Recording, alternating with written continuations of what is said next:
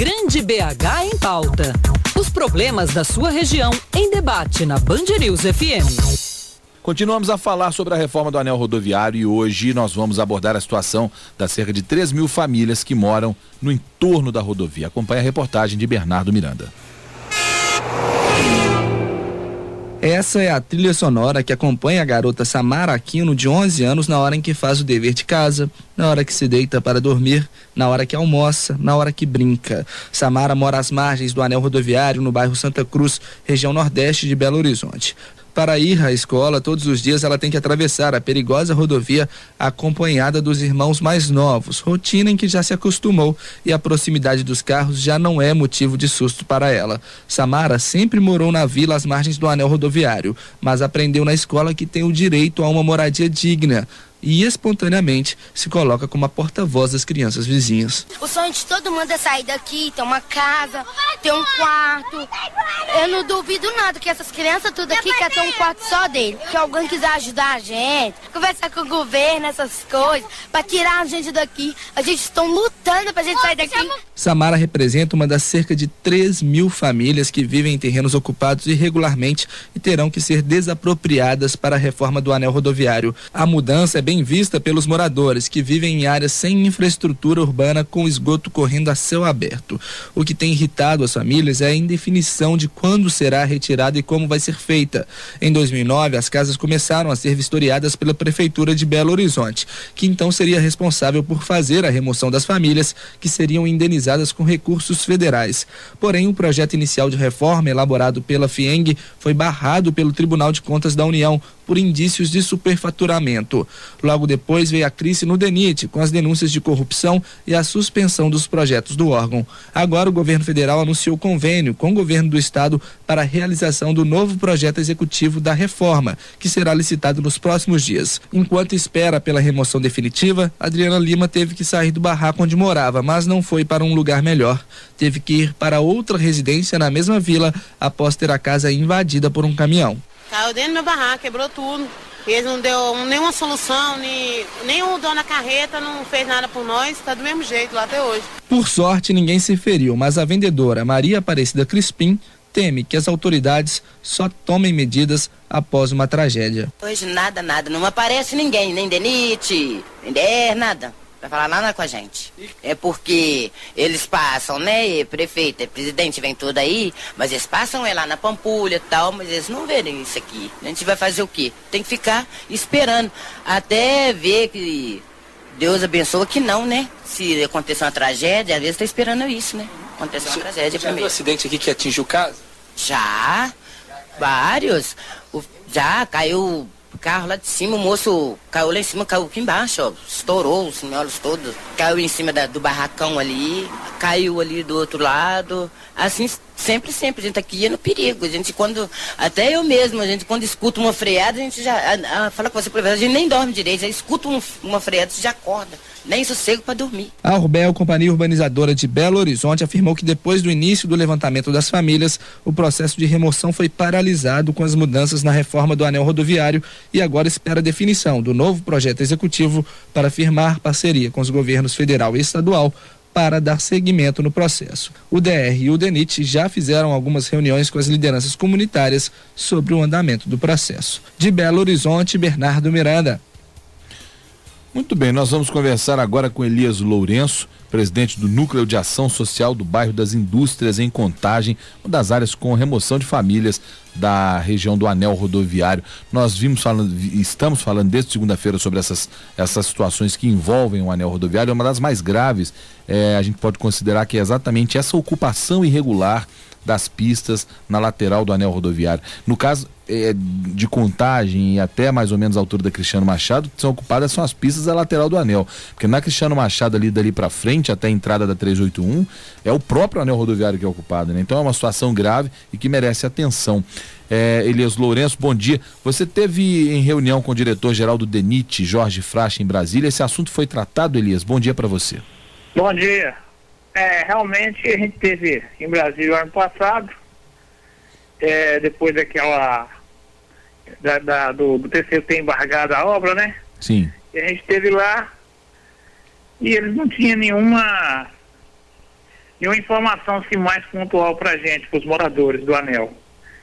E o que eles tinham lá era que a preocupação nossa quando a gente foi em Brasília era com relação a eles dar uma solução para os moradores, porque tinha uma conversa que eles iam fazer um novo projeto. E se fizesse um novo projeto, ia demorar em torno de 2 anos para poder fazer esse projeto. O diretor do DENIT falou com nós que não era para a gente esquentar a cabeça com o projeto, que a questão era o assentamento dos moradores. Que eles iam fazer um contrato com o DR, ia passar isso para a responsabilidade do DR, porque estava na responsabilidade da prefeitura, né, da Urbel. A Urbel que vai fazer esse deslocamento desses moradores do anel. Tá, especificamente nós estamos falando do deslocamento, do reassentamento deles. Né? Então, e isso passaria também para o DR. Então hoje a responsabilidade pelo reassentamento será do DR? A Dilma esteve aqui em Belo Horizonte e passou essa responsabilidade do anel rodoviário para o DR. Só que a gente, que é morador, aí não sabe ainda, porque isso não está claro para a gente, qual que é a responsabilidade do DR. Né? E se ele que vai ser o responsável também pelo assentamento da família. A gente esteve lá no Palácio Tiradentes, do governador lá, até uma comissão de moradores que faz parte desse movimento, que é a Núbia do Mar de Vestrude, a Edna da Vila da Luz, a Adriana da Vila da Paz, o José Aleixo da Vila Paraíso, mas eles não tem uma definição, a gente não sabe ainda quem que vai ficar responsável nesse assentamento. A princípio parece que é o Urbel, mas a prefeitura também de Belo Horizonte não manifesta nada, né? O pessoal do Urbel vai lá, com boa vontade, mas o prefeito mesmo não manifesta nada pra gente, ele não tem assim essa certeza. Seria interessante se vocês conseguissem falar com o pessoal do DR para que eles pudessem esclarecer isso para nós moradores. Pode deixar que nós vamos fazer exatamente isso. Agora me diz o seguinte, quando a gente fala em remoção de famílias que moram no entorno do anel rodoviário, nós estamos falando só das famílias que moram no próprio anel, nas marginais, ou também dos que moram na região por onde o anel vai ser revitalizado? São poucas as casas que vão pegar na área que é regular, né?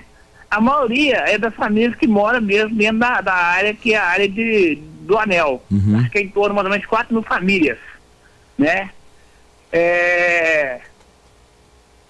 Bom. O pessoal que mora, o pessoal fora desse raio do DENIT, a gente também não tem noção, porque não tem um projeto estratégico, o projeto executivo, né? Eles não têm um projeto executivo. Então, quando você vai nas reuniões e você quer saber qual que vai ser a área que vai ser atingida, eles falam, por enquanto nós não temos um projeto executivo, não tem como nós falar.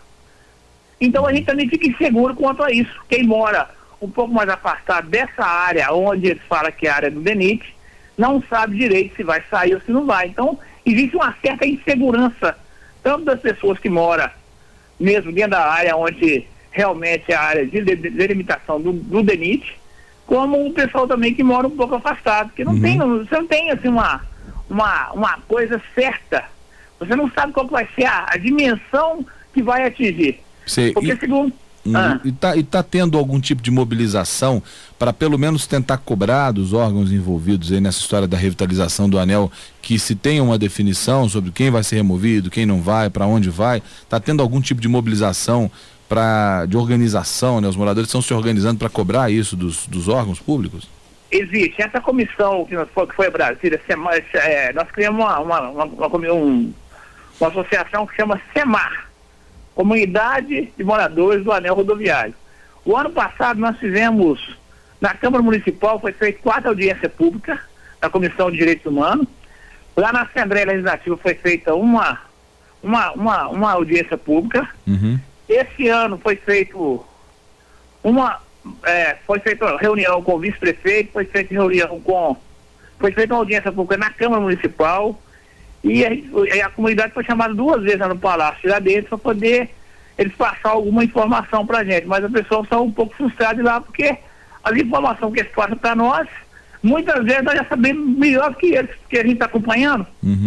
Então acaba que o pessoal fica um pouco frustrado. Quando a gente leva a comunidade para poder ir para essas audiências públicas, Às vezes tem um desgaste muito grande, porque a comunidade chega lá, não tem a informação que eles querem. Eles querem saber o quê? Que dia que vai sair, qual vai ser a área que vai atingir. E nem se, você nunca tem isso. Quando você chama uma audiência pública, você mobiliza ônibus, vai as comunidades todas do anel, que está todo mundo unido, você chega lá, você não tem a resposta. Então, fica muito desgastante para nós liderança, sabe? Entender o que está acontecendo, né? Fica. Muito bem, Elias Lourenço é presidente do Núcleo de Ação Social do Bairro das Indústrias em Contagem, falou conosco dentro do nosso grande BH em pauta que discute a situação do anel rodoviário essa semana aqui em Belo Horizonte. Elias, obrigado pela entrevista, bom dia para você. Bom dia. Olha só, o que exatamente vivem essas pessoas é o retrato do que a gente acompanha todos os dias no anel rodoviário. A gente não tem noção disso que o Elias falou e por isso é importante trazer essa pessoa com a posição dos moradores, porque os caras ocuparam o anel rodoviário de forma irregular, isso é evidente, né? Ninguém questiona isso. Aquelas casas que ficam lá no entorno do anel, que ficam lá na beirada do anel rodoviário, naturalmente eles estão lá de forma irregular, estão lá onde não deveriam estar. Só que as opções dessas pessoas são poucas, né? Elas não têm para onde ir, etc. Quem tem que cuidar desse tipo de ação social é a prefeitura, porque apesar do anel rodoviário ser jurisdição na verdade federal, federal, é uma rodovia, apesar de ser jurisdição federal, ela está dentro da cidade. As pessoas que moram ali irregularmente estão lá porque a cidade não conseguiu oferecer alternativa para elas. Então é evidente que a prefeitura tem que dar pelo menos um direcionamento, mesmo que elas paguem por isso, e tem que pagar, porque todo mundo tem que pagar para morar também, evidentemente. Elas vão pagar com o trabalho delas, vão pagar com as ações sociais que são feitas e pagas com o dinheiro do contribuinte.